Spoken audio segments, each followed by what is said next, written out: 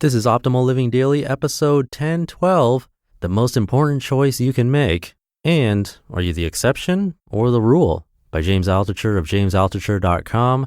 And I'm your very own personal narrator, Justin Malik, reading to you from some amazing blogs and books to help you optimize your life.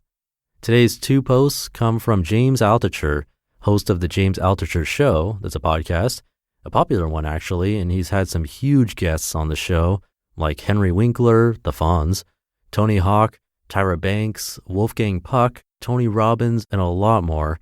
And his posts are always interesting. You never know what you're going to get.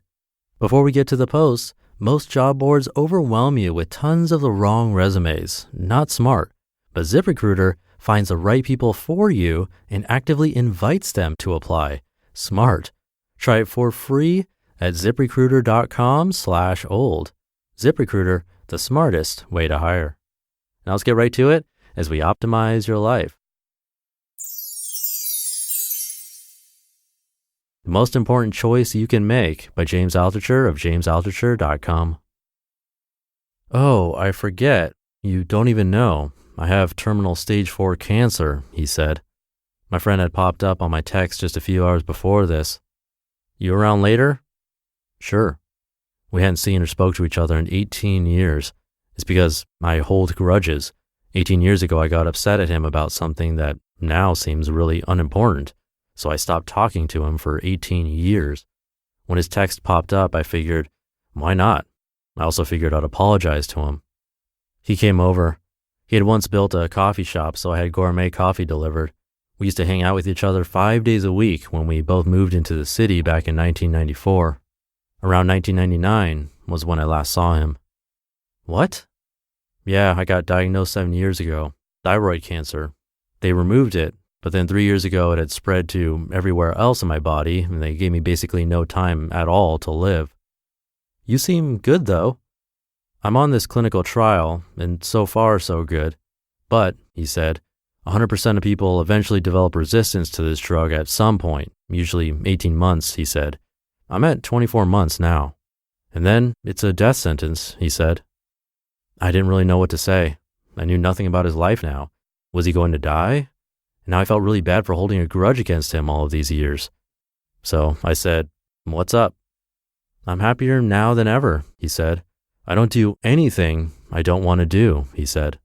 One thing I realized, he said, relationships are the only important thing in the world. Be with people you like. Don't be around people you don't like. At any moment in the day, I'm exactly where I want to be and with who I want to be. And, he said, because of this, I am always happy. I know that every day I will be doing the things I want to do. And what else is there for me to worry about? I don't care about any potential accomplishments or goals or anything artificial. Relationships are important. Time is important. And my happiness is 100% a choice. I was thinking about this. He described all the stages of cancer and how he went through each one. He described how cancer cells work. I didn't know any of these things. I didn't really know what to say. He did seem really happy and he was joking around and laughing and we were recalling some old times. Do you say, I'm sorry to someone who seems really happy? I said, when you walk around, do you think about worries or conversations you had with people or any anxieties you might have or death? None of that. Do you think about nothing? I said. I always think I live a life where I do what I choose. I find that the uncertainty in life breeds anxiety and seeks out worry in the brain. For me, he said, I know I'm going to die. I'm certain. The cure will eventually run out. There's no way I can outrace it. I'll tell you what I notice now that I never used to notice, he said. I listened. I tried to imagine what I would notice if in his situation. When I'm walking around, he said, I noticed the rain hitting my face. In 1996, we were debating something. We were always debating something. I think this time we were debating whether an idea for a TV show would be good or not. Or we were debating what it takes to succeed in the world. Or we were debating politics. He always said, I don't disagree, but, and I always hated that passive way to disagree. That was in 1996. He tipped the waitress over 100% and watched her walk away. I think I'm in love with her, he said, and he had hoped that maybe that love would one day be returned. That was then. And I have another article from him for you, but first, thank you again to ZipRecruiter. You know what's not smart? Letting your friends pick your karaoke song. But you know what is smart?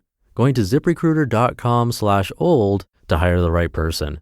ZipRecruiter doesn't depend on candidates finding you, it finds them for you. Its powerful matching technology scans thousands of resumes, identifies people with the right skills, education, and experience for your job, and actively invites them to apply, so you get qualified candidates fast. That's why ZipRecruiter is rated #1 by employers in the US. And this rating comes from hiring sites on Trustpilot with over 1,000 reviews. And right now, my listeners can try ZipRecruiter for free at this exclusive web address, ZipRecruiter.com/old. That's ZipRecruiter.com/OLD, ZipRecruiter.com/old. ZipRecruiter, the smartest way to hire. Are you the exception or the rule? By James Altucher of JamesAltucher.com. Not everyone can be a Mark Zuckerberg. Not everyone can be an Elizabeth Holmes, who dropped out of Stanford at 19, started a business in a basement, and is now a multi-billionaire.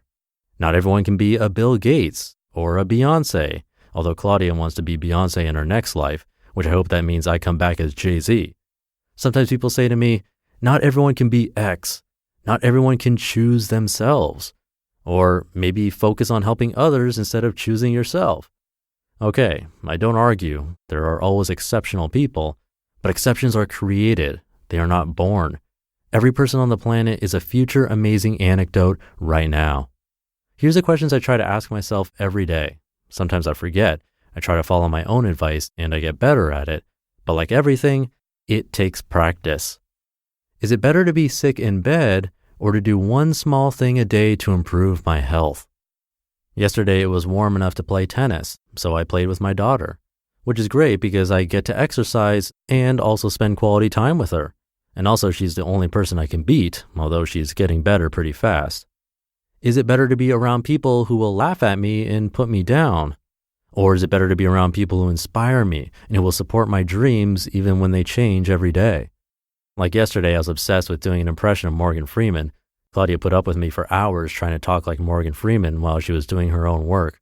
Then I wrote down 15 jokes I can say about Morgan Freeman, and both Claudia and my daughter picked out the funnier ones. Both were kind to me, although Molly said, "You don't sound anything like Morgan Freeman." Is it better to try and be creative, or is it better to be unoriginal in everything you do? This question is not easy to answer. If it ain't broke, don't fix it means sometimes you shouldn't be original.